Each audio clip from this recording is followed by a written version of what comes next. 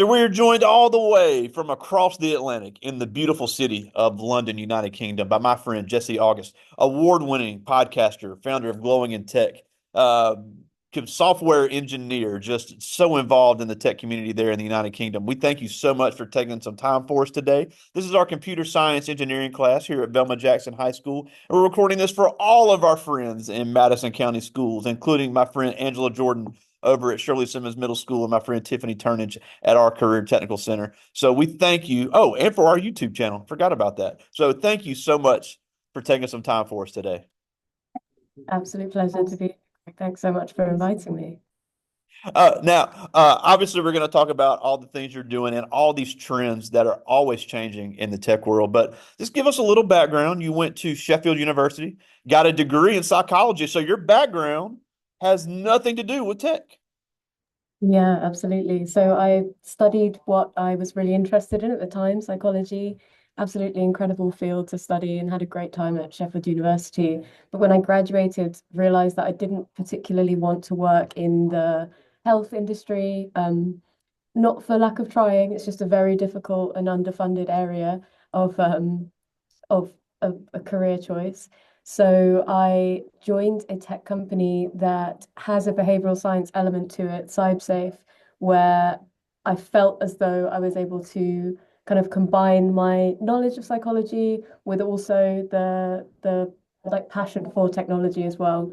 So when I joined in marketing and I did that for a year before I moved into customer success. And then it was when I got into customer success that I got to work really closely with software engineers and discovered what an amazing role that is and what an amazing kind of job you get to do solving the kind of problems that we solve.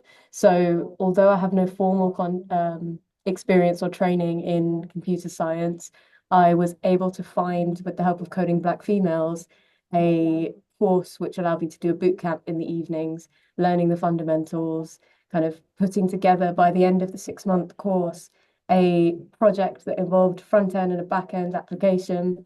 And then within the role that I had at CyberSafe, I was able to move into the engineering department there. So Wow. really, really grateful for the opportunities. I had no idea that engineering or software, what software engineering was when I was at school. Had I have known about it, I would have loved to have studied it earlier and figured it all out earlier. But I'm so grateful that it is possible to do outside of that too.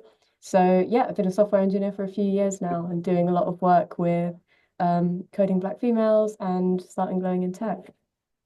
Yeah, and I think it's interesting because you said you didn't know about software engineering, but I think it's important to realize software engineers really touch every industry. Because I was telling our kids before we came online that even me even being a teacher, there's 5 and 6 software programs that I deal with every day.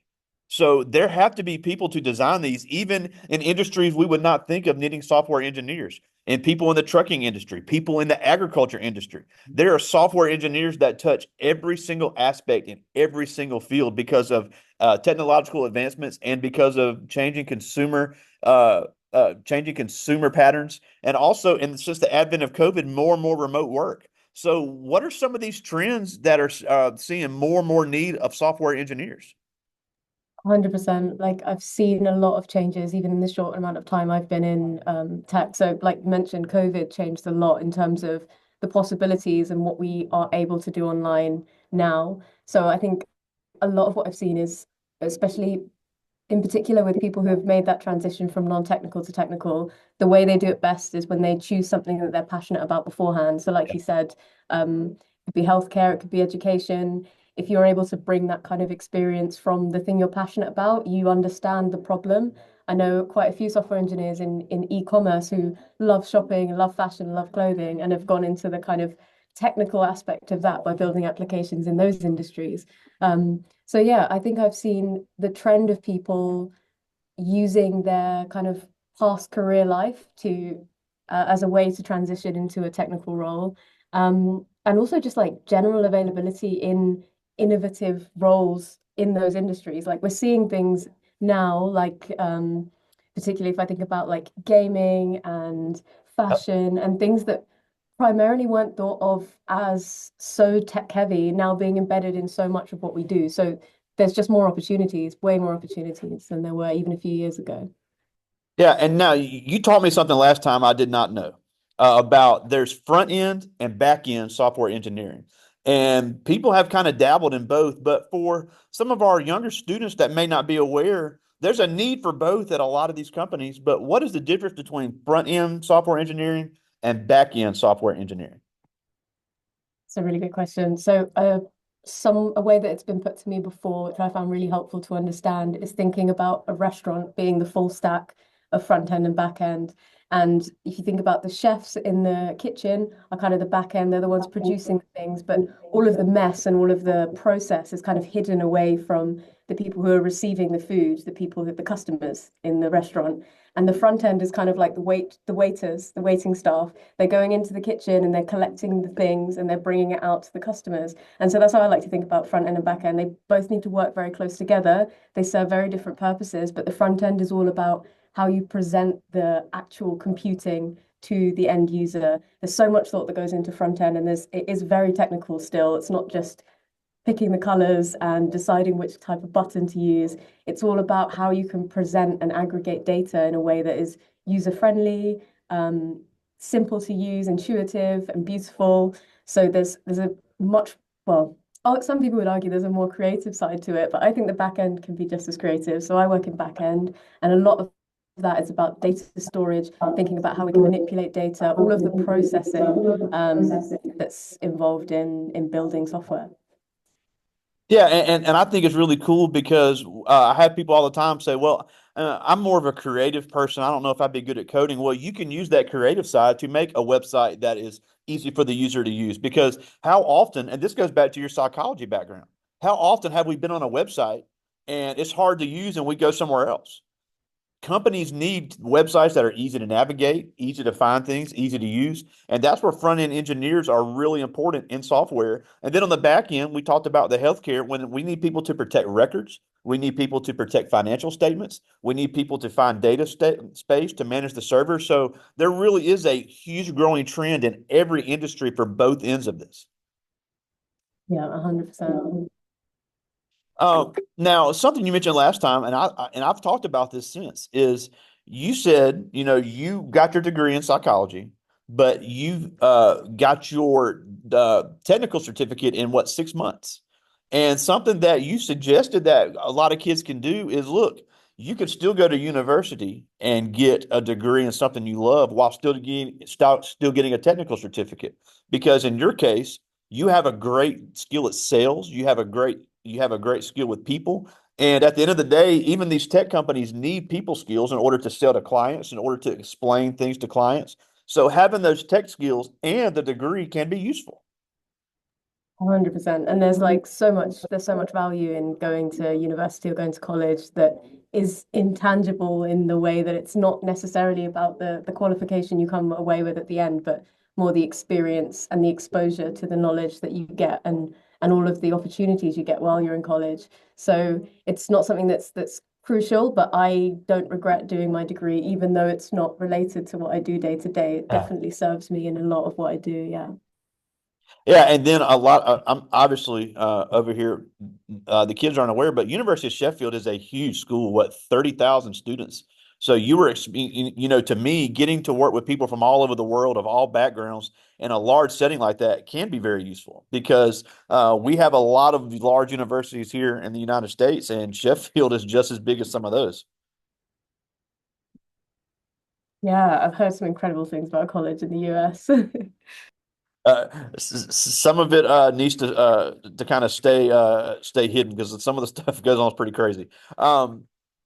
Now, one thing, obviously, we want to talk about glowing in tech and your involvement with coding Black females because these coding skills that these kids are learning now, even if they don't have a tech job, can be very useful because a lot of these career, and I know you talk about this on your podcast, a lot of these careers, even if they're not a quote tech career, are going to start requiring some tech knowledge and coding knowledge. So learning some basic coding languages in primary school and secondary school can be very useful for someone, whether they go to university or not. And something that you've done over there in the UK with our friend Charlene Hunter is you've started to get more women involved in this field, starting to get more black girls involved in this field. So we have the same issue in the United States of diversity in this field because we really need everyone to have a seat at the table. So why is it so important for these kids to understand that these skills are going to be needed? And why do we need a diverse skill set in this field? So I think I'll start with the first one first, which is about how why we're going to need these kind of technical skills in a lot of the roles we use. Like you said, you're a teacher and you're accessing how many different programs a day. Software is a part of everybody's life every day now. Absolutely.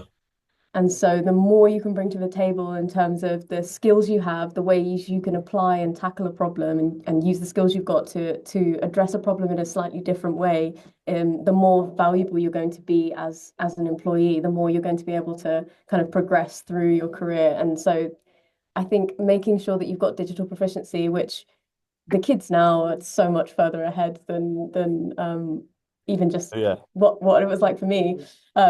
But just making sure that you have that formal training and those kind of things is going to make you put you head and shoulders above the people that don't, just because there's going to be so much more you're going to be able to do.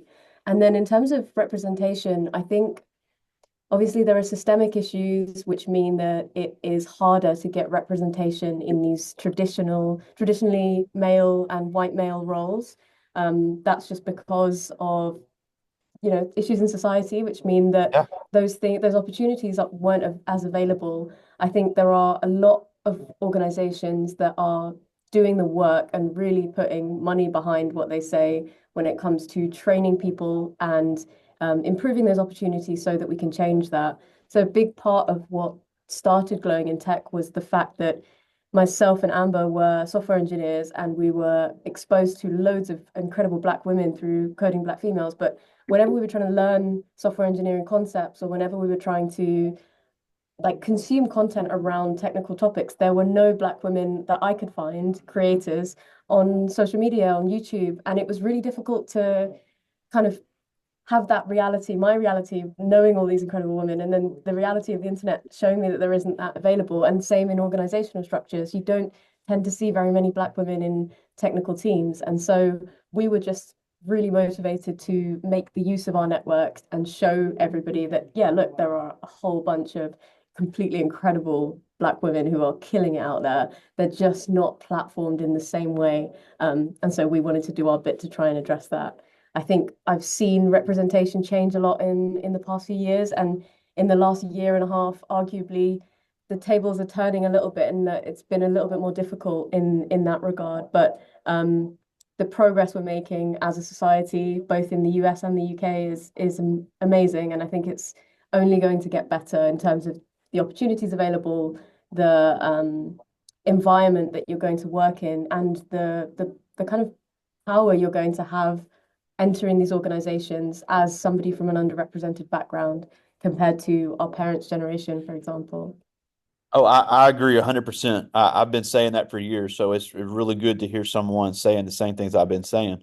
Now, I know you have experience with multiple languages because you've done JavaScript, Java, HTML, CSS, C++, Python. I know you've been really involved in the Python nonprofits lately. So, what are some of these coding languages that these kids can start learning now that may be coming up to be big here in the next few years? Because I know our seventh and eighth graders are starting to learn some coding here in our middle school programs, and they may not realize that they're getting some great experience right now at 12, 13, 14 years old in some of these coding languages.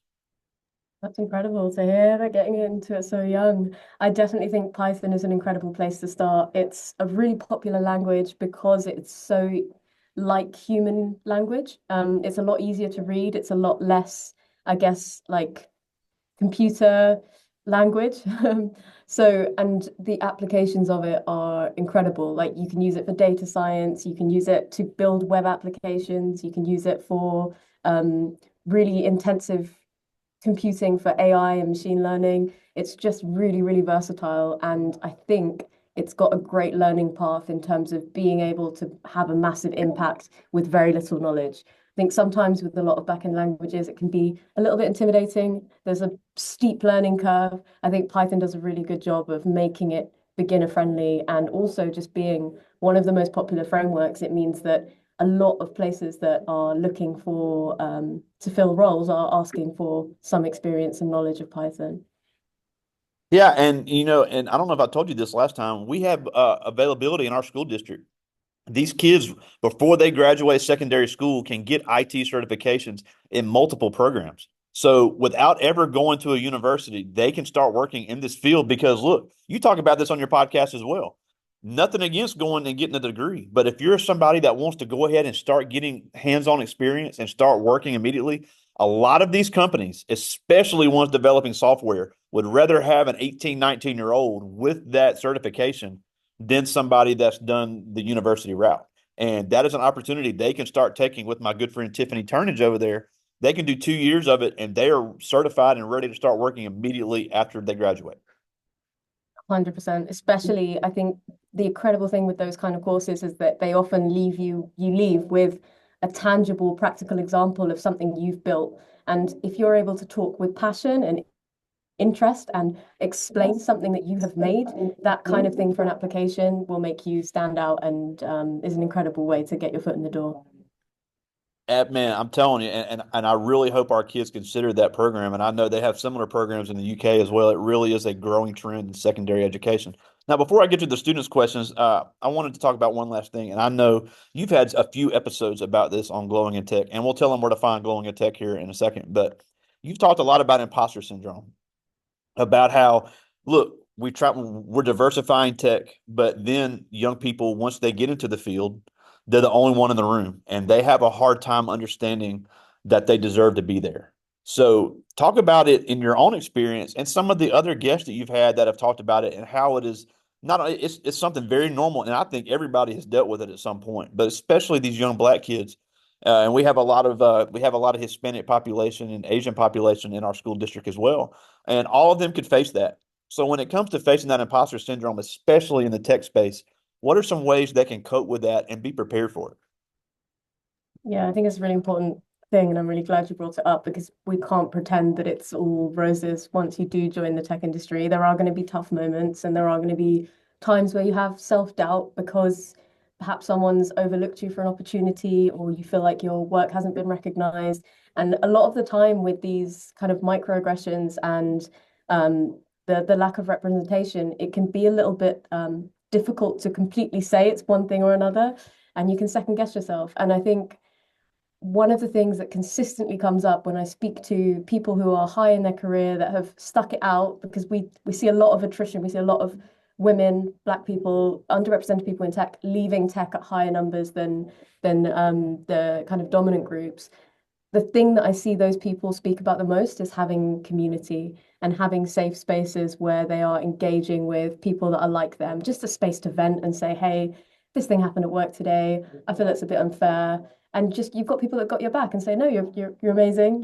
You've done incredible things. We've seen your work. We know that what you do is valuable. And having those places where one, you can be vulnerable, show up as your real whole self, and two, you can get that support that you need and that kind of encouragement from the people who have been through it, and they can kind of provide that support. I think with that as well, there's the risk that you don't feel like you can join those communities or you don't know where to find them. Maybe you're in a quite a remote area, you don't see those meetups happening in person. I would absolutely say have a look online. There are some incredible organizations. Coding Black Females has a US, a little bit of a US presence online. There's Slack groups and kind of places that you can find resources and communicate with people. But there's also Black Python devs I know are based in the US and they're quite new. They do some incredible stuff. They do like a coffee and chill on a Friday, code and chill, sorry, where people will just join a Discord server and hang out and talk about the things they've done that week. And it's just those little things of like being around those kinds of people that can really make the difference. Man, and I tell you, the universities here in the United States have great student organizations. So if they're in a tech space in the university setting, they can join that. And then organizations like Coding Black Females, we have Black Girls Code here in the U.S. as well as Sisters in STEM. So there are online communities that can really be useful to our young people. Well, I do have some questions from the students, and I'll get to as many of these as I can. And I like these. This first one is Cortez Maxwell. He's in 10th grade, and he asked, I never thought of cybersecurity as a career before. So, what made you get into a cybersecurity firm as your first job in tech? Oh, that's such a good question. I think cybersecurity is amazing, for so many reasons, but the thing that made me want to join was just the awareness of how scary the online world can be for people who are vulnerable. We all know somebody that's clicked on a phishing link. I think for me, my nana has fallen for some of these scams quite a few times, and just knowing that there are things that make the online world a little bit less safe for people. I want to be part of the solution. I want to be part of the driving force that is making that a little bit better, at least a little bit better for people. So that's the thing that made me want to do it. It's just fixing those problems, fighting the good fight on the good side. And it just changes so much. There's constantly, in good and bad ways, so many changes that you're constantly learning, and it doesn't take very long before you are somebody in the room who's able to provide a solution for something. So yeah, those are my Yeah, reasons. and cybersecurity is only going to continue to grow, especially with the advent of all this banking software, healthcare records, government contracts is going to always be in demand. So if anybody's interested in that, that could be a great way to get your foot in the door into tech. Yeah, there's a massive skills shortage in the UK and the US, and I know that there's a, like you said, a load of programs to try and address that. So it's a great place to have a look. Man, tell me about it. This is Rashawn Smith. He's in 12th grade, and he asked, "What was your biggest inspiration to get into tech, and do you regret not getting into tech immediately?" Oh, biggest inspiration. I think so the thing that got me into it to go into the technical side was that the engineering team at my company did a little intro to Python course, and just getting my hands on it just for a few hours a week, every week for a few weeks, I was able to build something within a relatively short period of time, and the satisfaction you get from being able to deliver something like that, it was just like, oh my God, some people get to do this all day, every day for their job. I want to do this. So probably that, the like time to value, the time until you're able to contribute is feels a lot smaller than for a lot of other careers. Yeah. And do I regret not getting into it sooner? Yes, I wish I'd have known about it sooner, And you but I talked about don't solving regret problems. learning. Yeah, because you talked Yeah. about solving problems. If you're a problem solver and you want to do something different every day, this is not a mundane job. It is something that you really get to come in and do something different every day, and you do solve important problems, no matter what area you're in. This is Bryson Stevens. He's in ninth grade, and we'll give the podcast information here in a second. But he asked, "What are you most proud of on things you have accomplished with your podcast?" Oh, that's a great question. I think one of the things I'm most proud of is the messages we've received from people saying that watching one of our episodes has given them the confidence to pursue this as a career, or that there's a particular episode where we speak about issues that Black women may face, and it's called the pet office pet to threat, where there's a women can be seen as kind of like the office pet, and Oh, they're really well rewarded and well regarded, and then it moves over to them being threatening once they get really competent in the role. And just seeing so many people say, I'd never had the words to describe this experience before. I'm so glad I understand it now. I think that's one of the things I'm most proud of with the podcast is just being able to give those people the words they needed, and also the inspiration to get into tech. big time, and we'll talk about the podcast here in a second. But I guess got one more, and this is a real, I like this question. This is and this is part of the reason I do this. This is Zarius Cooper. He's in 12th grade, and he says, "You're the first female engineer I have ever met from outside of the United States. So how can you explain the difference between engineering in the United Kingdom and the United States?" That's a really good question. I think there's a very big difference in the UK and the US between the size of our tech markets. And I know that there's a lot more funding and kind of there's a much more of a startup culture in the US. So I think one of the things means that it's like a lot of the time we're either working for a US company in the UK if it's a tech-based company, or you're less likely to get kind of big VCs and the kind of Silicon Valley dream version of how tech startups happen But what that does mean is there are a lot more kind of like bootstrapped and I guess smaller scale tech products. And for me, that's meant I was able to join a really small Yeah. startup, which didn't yet have any presence really in the US. And now we're in the stage where we're starting to move to the US and understand that market. That's been a really fun thing, is like understanding the difference in yeah, those global perspectives, because they're definitely very, very different. Yeah, and with technological advances like we are right now, I can pretty much guarantee you, if you work in tech, you're going to deal with somebody in Europe, and Europeans are going to deal with Americans just because of the similar economic systems, similar education systems. Obviously, there's not a language barrier, and there is a lot of business to be done in Europe. So I know you guys deal with a lot of American clients. American clients deal with a lot of British clients. So it really is something really cool and something that did not happen until the last few years. Yeah, for Uh, sure. Now, we're almost out of time, and we thank you so much for taking time for us. But before we go, a couple of things, because look, I listen to Glowing in Tech whenever I get a chance to, and I've learned things off there. And so just tell us where to find the podcast. I know you got a new season coming up because it's on several platforms. Yeah, thanks so much. I'm so glad you listened, Greg, and I always love seeing your comments. It's always such a pleasure to speak with you and your students. So again, thank you so much for having me. We are on all podcast platforms. We've got video on YouTube, and we're on Apple Podcasts and Spotify. So wherever you listen to your podcast, you can find us. Yeah, and you guys have won several awards over there in the UK, and it's well deserved. And like I said, for anybody, I know you do focus on issues for Black women, but I'm obviously not a Black woman, and I have learned things on there that I did not know. So I would encourage anybody, if you're interested at all in anything technical, you guys talk about some really interesting stuff and about some of the trends, because like we just said, European trends and American trends, it has shocked me how similar they are.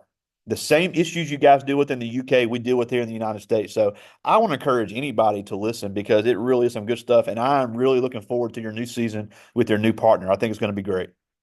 Thanks so much, Greg.